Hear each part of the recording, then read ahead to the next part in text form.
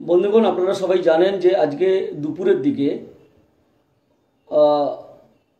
অর্থ দপ্তর, পশ্চিমবঙ্গ সরকারের অর্থ দপ্তরের ওয়েবসাইটে একটা সিক্সথ পে কমিশনের যে রিপোর্ট বা রেকমেন্ডেশন ছিল, যেটা অর্থনীতিবিদ অভিরূপ সরকার, যিনি পে কমিশনের চেয়ারম্যান ছিলেন, তার নেতৃত্বে যে রেকমেন্ডেশন হয়েছিল, সেই রেকমেন্ডেশনের কপি আজকে ওয়েবসাইটে আপলোড করা হয়েছে এবং সেটা পরবর্তীকালে বিভিন্ন গ্রুপে ছড়িয়ে পড়ে। অনেকে ডাউনলোড করে সেটাকে হোয়াটসঅ্যাপের মাধ্যমে ছড়িয়ে দেয় বা ভাইরাল করে দেয়। এখন বিষয়টা হচ্ছে যে 1 জুলাইয়ের মধ্যে মাননীয় বিচারপতি এটাকে আপলোড করতে বলেছিলেন। আমরা সবাই জানি যে এই নিয়ে মামলাও হয়েছিল। ইউনিটি ফোরামের যে নেতা দেবপ্রসাদ হালদার, তিনি মামলা করেছিলেন। তার আগে একাধিক ব্যক্তি আরটিআই করেছিলেন, একাধিক সংগঠন আরটিআই করেছিলেন। কোনো আরটিআইয়ের জবাব দেওয়ার প্রয়োজন মনে করেনি এবং যাদের যাদের জবাব দিয়েছে তাদেরকে বলেছে যে গোপনীয়তার স্বার্থে বা সিক্রেসির জন্য এই রিপোর্ট কখনো বাইরে দেওয়া যাবে না বা কপি দেওয়া যাবে না। কিন্তু অবশেষে আদালতে মামলা হয়েছে। সে মামলা হওয়ার পরে কন্টেম্পটও হয়েছে। কন্টেম্পট হওয়ার পরে জোর ধাক্কা খেয়ে অত্যন্ত নিন্দাসূচক বক্তব্য বিচারপতিরা বলেছেন, যেটা গোপন করার কী আছে, এটা পাবলিক ডোমেনে থাকা দরকার, এবং তারা নির্দেশ দিয়েছেন যেটা 1 জুলাইয়ের মধ্যে আপলোড করে দেওয়া।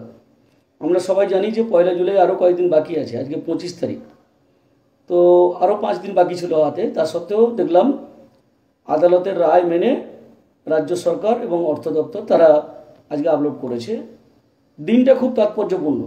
আজকের দিনে আপনারা সবাই জানেন যে ঠিক দুপুরবেলা মাননীয় মুখ্যমন্ত্রী মমতা বন্দ্যোপাধ্যায় তিনি দীঘা রওনা হয়েছেন জগন্নাথ মন্দিরের রথ টানবেন বলে।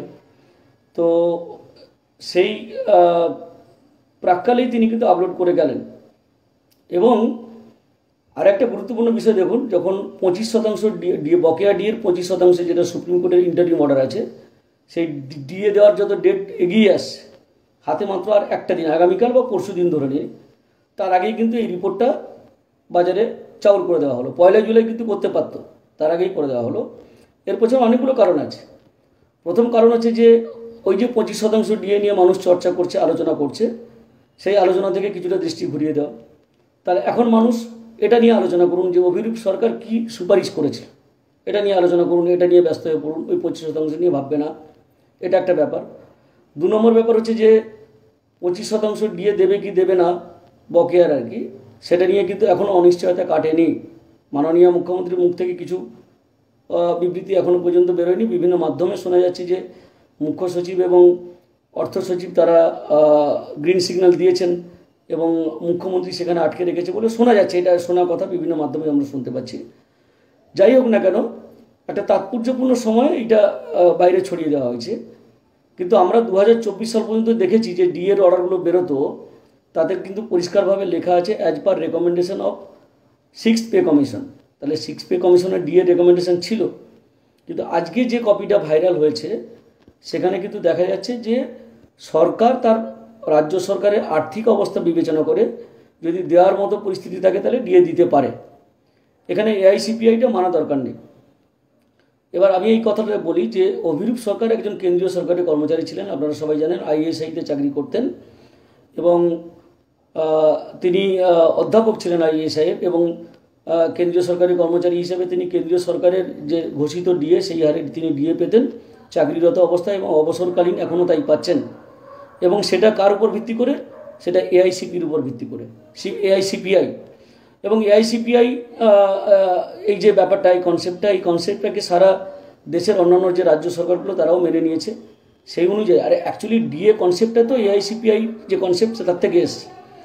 দ্রব্যমূল্য বৃদ্ধি হলে, দাম বৃদ্ধি হলে তার উপর ভিত্তি করে ডিএটা দেওয়া হয়।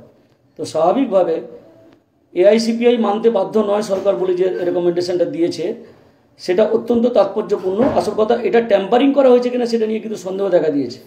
একটা বড় মহল থেকে প্রশ্ন আসছে, বিভিন্ন মহল থেকে প্রশ্ন আসছে যে ঠিক এই প্রাক মুহূর্তে 25% বকেয়া দেওয়ার আগে এটা বাজারে ছড়িয়ে দেওয়া, যে আমরা ডিএ দিতে বাধ্য নই বা ডিএ দেওয়ার ব্যাপারে কোনো প্রভিশন নেই। এটা তো 2019, আপনাকে রূপা 2009 অনুযায়ী কিন্তু ডিএ দিতেই হবে সুপ্রিম কোর্টের নির্দেশে। যাবেন কোথায়, পালাবেন কোথায়? দিতে হবে আপনাকে, পালানোর কোনো পথ নেই।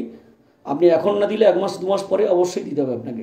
কিন্তু প্রশ্নটা হচ্ছে যে মানুষ কিন্তু এখন এটা নিয়ে চর্চা করছে যে অভিরূপ সরকার কী রেকমেন্ড করেছে, অভিরূপ সরকার কী রেকমেন্ড করেছে। কিন্তু প্রশ্নটা হচ্ছে যে রেকমেন্ডেশনটা কি সত্যি সত্যি অরিজিনালি এটা হয়েছিল, না এটাকে ট্যাম্পারিং করে আপলোড করা হলো, এটা কিন্তু তদন্ত সাপেক্ষ।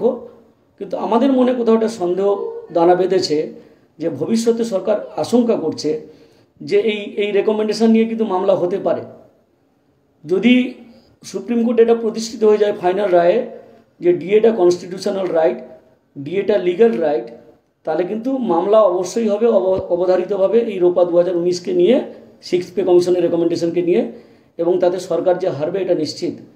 সেটা ভেবেই আজকে সরকার কিন্তু এই অর্ডারটাকে কিন্তু আপলোড করেছে বা রেকমেন্ডেশনটাকে আপলোড করেছে। সরকার যত চালাকি করুক না কেন, মানুষ চালাকি ধরে ফেলবে, কিন্তু আপনারা কিন্তু পালানোর পথ পাবেন না। ঠিক মানুষ ধরে ফেলবে, সরকারি কর্মচারী, শিক্ষক শিক্ষাকর্মী, অধিকৃত সংস্থার কর্মচারীরা আপনাদের চালাকিটা কিন্তু ধরে ফেলবে। আমার নাম স্বপন মণ্ডল, সাধারণ সম্পাদক বঙ্গীয় শিক্ষক ও শিক্ষাকর্মী। বন্ধুরা সবাই ভালো থাকুন।